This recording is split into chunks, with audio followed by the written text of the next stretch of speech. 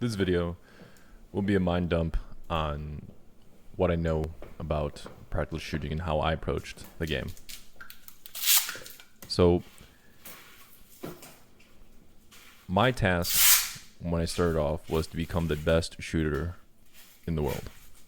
Obviously, I did not get there. However, I did get to become a carry optics GM in a relatively short amount of time. And it's odd enough to get the attention of some people where they would ask me, how did I do it? How did I get good so fast? And I think my approach is different. So here are my thoughts on how I approach the game. First, you want to have a champion's mindset. Imagine if you were given unlimited time, money, resources, and you were put in the best shape of your life. How good of a shooter do you think you could become? Now, whatever answer you have, I hope that it's pretty damn good, right? If you were given optimal circumstances, you should, I think most people should comfortably say, yeah, you'd probably be at least a regional champ, if not, the best shooter in the United States or whatever country you're from, right? And if you don't have that mindset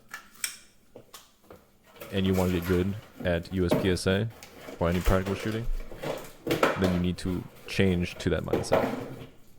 So, assuming that you answered you can be, the world's best or you can be a top level shooter, then consider what difference does it make versus your situation now.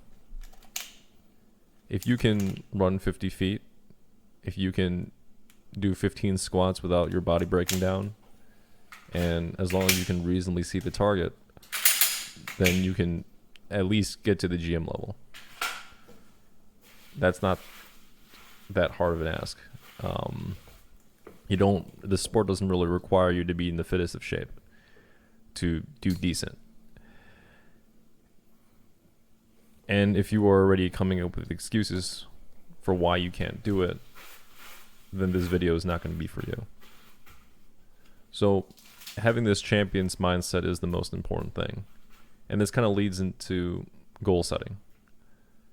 Sometimes when I talk to newer shooters, they see being GM is kind of like the ultimate goal. Being GM is just a stepping stone. You want it to be just a stepping stone. You don't really want it to be the focus of all your attention. You want to be the best shooter that you can possibly be. And if you are true to that goal, if you're true to that champion's mindset, then you're just going to waltz into Grandmaster. You'll see a lot of people's recounts of how they felt, kind of like their mentality going in and getting their G card.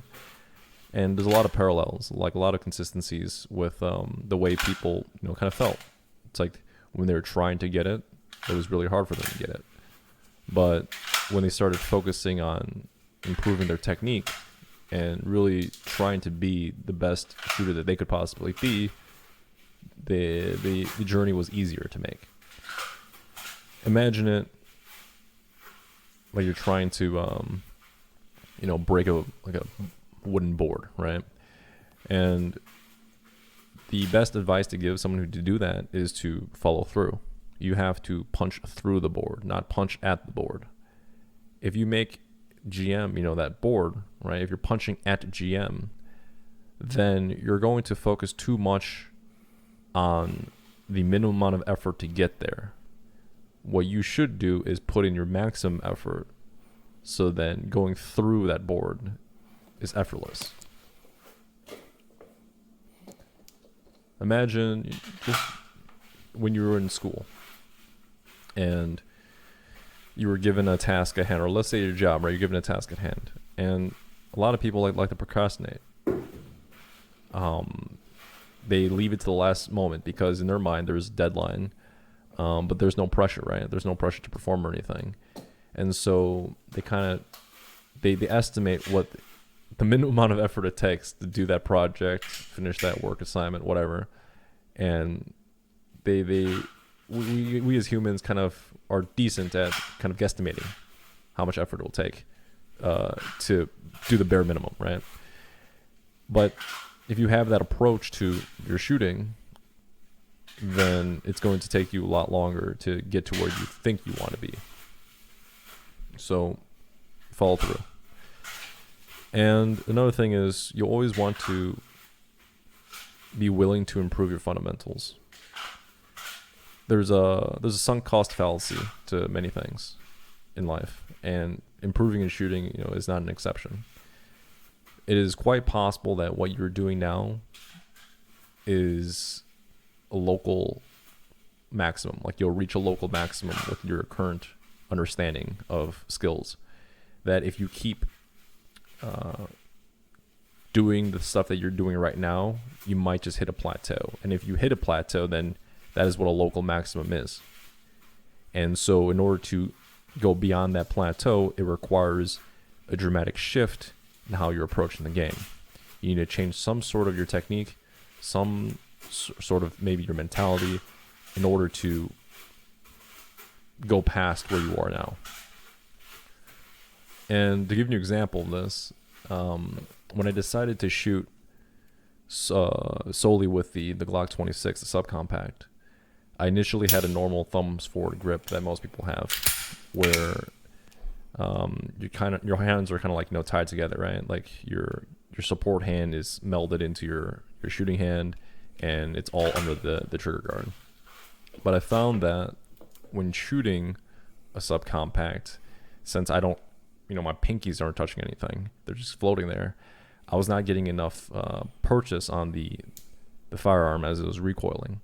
So I literally changed how I hold the gun. So I decided to try the index finger, forward of the trigger guard. And I mean, obviously I didn't get it right away. It took me a little bit to, adjust that grip. But I did it. Same thing with why I reload with my mags, bullets out instead of bullets forward. The way that I thought about it was, well, let's say I'm unloading a gun into my hand, right? Like if I just hold the gun in my hand and I drop the magazine, the support hand is going to catch it in the palm. And then if I naturally grasp the magazine after I dropped it in my hand, you're going to hold it a certain way. And for me, I hold it with the index finger, guiding the magazine, right? And if I were to put this, if I just told myself, okay, just move this magazine to my belt, what position would it be in, right? And for me, I realized that, well, I don't rotate my wrist as it goes towards my waist, right? It's simply just, all I do is pivot where my shoulder is, and it goes, and it's naturally bullets out. So why am I doing bullets forward if my hand naturally goes bullets out, right? So then I had to readjust my reloading, and that took a few days. But it was to lead to better technique in the long run. And that's another thing, is that the way I approach the game is to optimize for the long run with no regard to how I did short term. I didn't care how I shot at a local. It didn't matter to me. What matters is national levels performance, how I would shoot at the biggest stage. And there's, before I shot nationals, I think there was a lot of there might have been some doubt onto whether or not I could actually shoot, because I would show up to locals and get like mid-pack of carry optics, even though I was the GM, right? Or showing up to Area 4 and just literally getting penalties on purpose to test the theory, and people thought I was insane. But I don't care what other people think. I care about if I can be the best shooter that I can possibly be. And in order to do that, I need to test certain theories. So one of those theories was kind of the process of learning to let go of my ego and worrying about the things that truly made a difference in terms of how to go around a stage as fast as possible, right? And first, this kind of begins with analysis of what USPSA is all about, or practical shooting. And the way that we get scored in the sport is whoever has the highest hit factor is, the winner, right? Like of that stage, like if you want to win that stage or win the match, you're gonna have the highest average hit factor. And hit factor is simply points divided by time. Now, there's two parts to that equation: the accuracy, which is the points, and then there's the speed, which is the time. I looked at it and thought of it, well, if you focus on speed, it's the better approach. And here's why. Let's say you focused on accuracy first. If you focused on accuracy, let's say you're trying to get to, 95% of points or whatever, you're going to be at some sort of speed. But then the moment you try to get faster, you're going to realize that your accuracy is also dipping. So then you're going to, get incrementally faster. Then you're going to try to get your accuracy to where it was before. And then you're going to reiterate and keep doing that process over and over and over until you slowly work up to whatever speed that you want to get to, right? I find it way more efficient to just go as fast as you want to go. Your accuracy is going to be complete garbage, yes. But at least you get rid of all the neurological learning that you have to do to move at that speed, right? You want to get your body and mind used to moving at that speed physically. You want to be able to physically go from spot to spot. And then from there, once your body is used to it, then you can dial in your shooting, right? Because when you think about it, a lot of the time gain, all the time in each stage is broken down into just three things, right? It's going to be your splits, your transitions, and your movement. So a lot of people, what they do is they work on their splits and their transitions first, and then they work on movement last. But then they'll realize that once you incorporate movement, it kind of affects your splits and your transitions, right? So why don't you just master the easiest part to master, which is your movement? And now there's a lot of subtleties in this. I personally believe that your body kind of already knows how to efficiently move. Like when you're running, you don't consciously, tell yourself that, oh, your left knee has to, pump up to the chest as your, right quadricep is, I don't know, right? It's like you don't think about this and you just run. So when you're moving around the stage and you want to go around the stage as fast as possible, you should imagine it as like each stage will have certain points that you have to get to, like point A, point B, point C. Your job is to move from point to point as fast as possible. Just sprint it. Just practice sprinting from spot to spot, right? And then now try to match that speed with your hands. Just have your hands in front of you as if there was a gun there, right? And just do that. And notice if there's a dip. And then try that with with a unloaded gun. See if there's a difference there. If there is, then there are a lot of things that you need to work on in terms of your movement before worrying about the shooting part of it. Like, make sure that you can go from point to point as fast as you can possibly go. And once you remove all that hesitation, then you can remove hesitation in your shooting. So that's what I gotta say about movement. In terms of shooting, the only thing that you need to practice in live fire is going to be your doubles. And now it's not really that glamorous, right? Like, you're not doing any fancy Instagram drills or anything. But the reason why doubles are fundamental is because anytime you see a paper target, you're shooting 2 shots at it. Unless if it's some special requirement where you shoot like 3 or 4 or 5 or whatever. But generally speaking, you're shooting 2 shots at every single paper target. And understanding how your gun moves in your hand is crucially important. So this leads to the most important, I guess, mental or intellect aspect of the game, is that you have to be able to observe what's happening. Your mind has to be clear and cognizant of how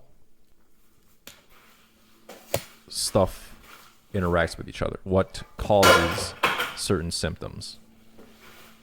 So when you're doing the doubles, you have to see what you can do to correct your technique. And let me give you an example. Let's say you shoot doubles, right? So for those who don't know, doubles is you present your gun to the target, right? You're aiming at a certain spot. You pull the trigger twice as fast as possible. And you give it a pause, re-aim, get that sight picture again, and then shoot 2 shots as fast as possible.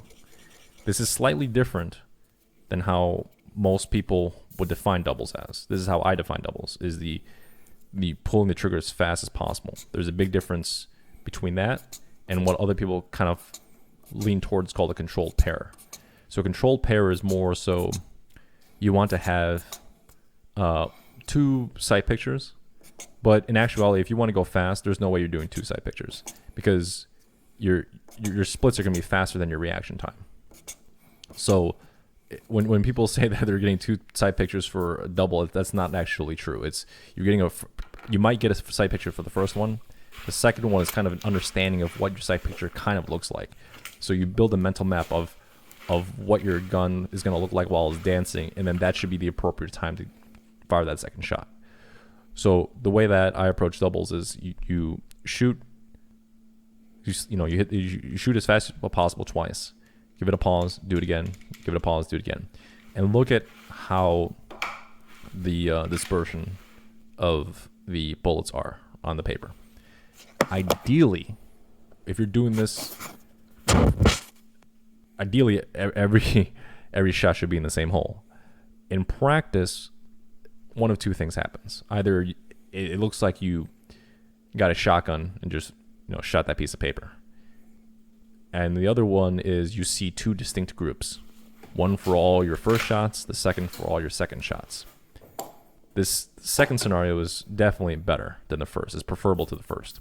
So if your target looks like a shotgun, like it just looks like someone shot it with a shotgun, and then there's fundamentals of marksmanship that you got to work on first before you even concern yourself with doubles. So this goes back to the trigger press, right? Like you want to make sure that you're pulling the trigger in a way where you're not really jerking about it. But then this requires you to pull the trigger in a way where you're pulling it similar to a match environment. You're not shooting bullseye, so you cannot take deliberate time to pull your trigger. You have to pull the trigger as fast as possible, and you have to understand how to control that. So once you're able to control that, for one shot, then you'll move to doubles. So for doubles, hopefully you'll be in the situation where you see 2 distinct groups. Now, if, like here, you can analyze, right? If the first group is exactly where you're aiming, good. If your first group is not where you're aiming, but is consistently, like, let's say low left or something, right? That means that you are flinching, so you have to get rid of the flinch first. So that's how you can approach this kind of problem-solving aspect. You want to fix the cause and not the symptom, right? So you want to fix the cause. What's causing you to shoot low left? Well, that means that you're flinching or you're jerking the trigger, right? You want to work on that first. Once you dial in your first group, then you work on your second group. Now let's say that your second group is high. Well, if it's high, that means maybe you're shooting too early. So you're not letting the gun settle back down, or maybe what's happening is that you're not gripping it correctly. You're not gripping it in the right spots, not providing the right pressure to give that gun that flat characteristic that everyone wants, right? Maybe it's going up and to the right. Well, if it's going up and to the right, maybe your thumb, your sport hand thumb, is guiding it to the right as you shoot. A lot of people like to put their thumb and supported on like like a little rest, like a thumb rest or something, right, on the frame. And sometimes that would cause the gun to deviate to the right. So that's why I personally don't. I float my left thumb. I float my support thumb. And that came from deliberate practice. Originally, I used to rest my thumb on the frame, and then I realized that, hey, I was influencing the gun to the right. So I stopped doing that, and now it tracks up and down. And so maybe your second group is lower than where you're aiming.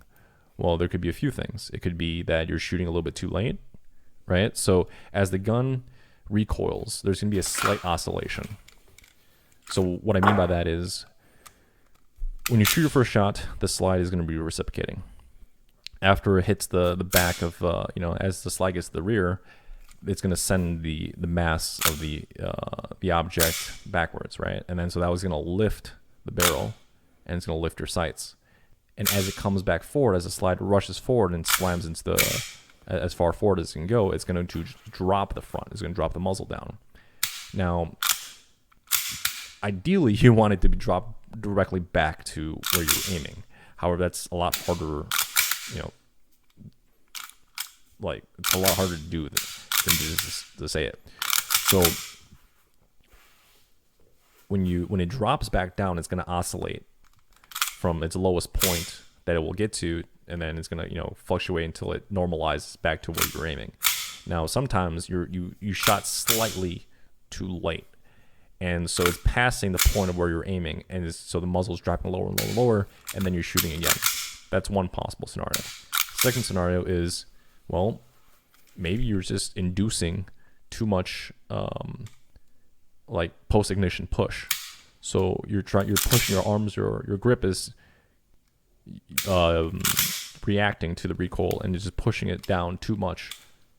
And so there are many possibilities, and you want to see which way you can correct it, right? Like how you can correct it. So that's how you want to approach every single thing that involves technique, whether it's going to be your draw, your reloads, your transitions, your movement, right? If you apply that principle of problem solving, then you will naturally just optimize how you shoot. Now, the biggest thing I think that I do that's, I guess, different than most people is that I purposely try to induce mistakes. And I try to make the mistakes in my technique obvious. So if I'm practicing, doubles, I'm not shooting splits that are like slow, right? I don't shoot like 0.3 splits because that doesn't teach me anything. I shoot them literally as fast as I can pull my trigger.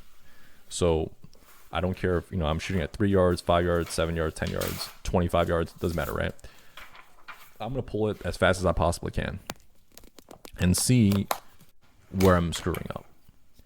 Same thing for reloads. When I do reloads, well, I try to get it to a point where I'm not getting every single reload over and over and over, because I know that I can do that. So I want to push the envelope with my speed and get it to, roughly 50-50. But this ratio is dependent on whatever you're comfortable with, right? If you're okay with more frustration and you can mentally handle that, then, maybe push to look at 15% success rate. And if you are a person that gets frustrated easily, well, maybe keep it to 80% success rate. There's going to be some people who advocate for 100% success rate. But then, in my opinion, if you're doing that, what does that prove? If you can consistently do a reload 100 times in a row, that why are you still practicing that? At that point, it's more so skill maintenance than skill improvement, right?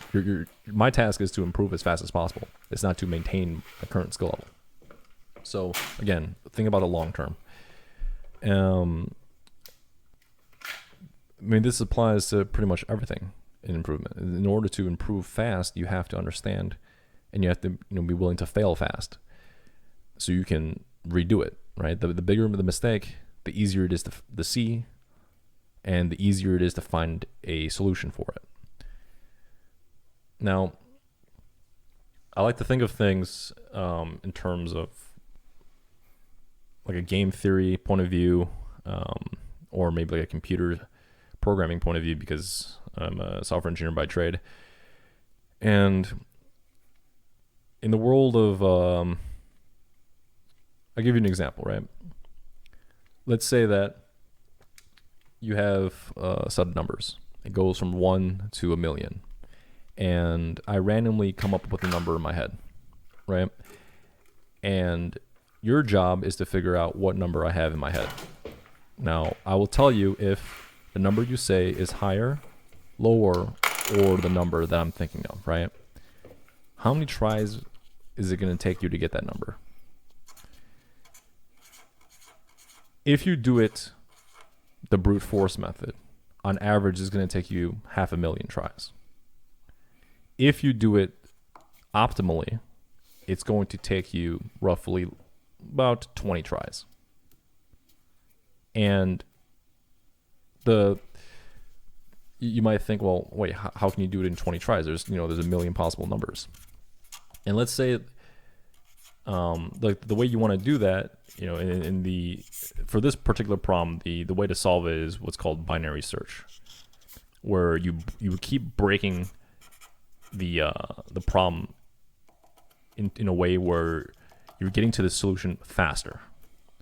So, you throw out a number, say you throw out 500,000, right? I might say the number is smaller than what I'm thinking of, all right? So then you know that the range is going to be, 500,001 all the way up to 1,000,000. And then you keep approaching it that way, and then you notice how you're eliminating half the numbers each time you do this. So with your first guess, you eliminated 500,000, wrong numbers.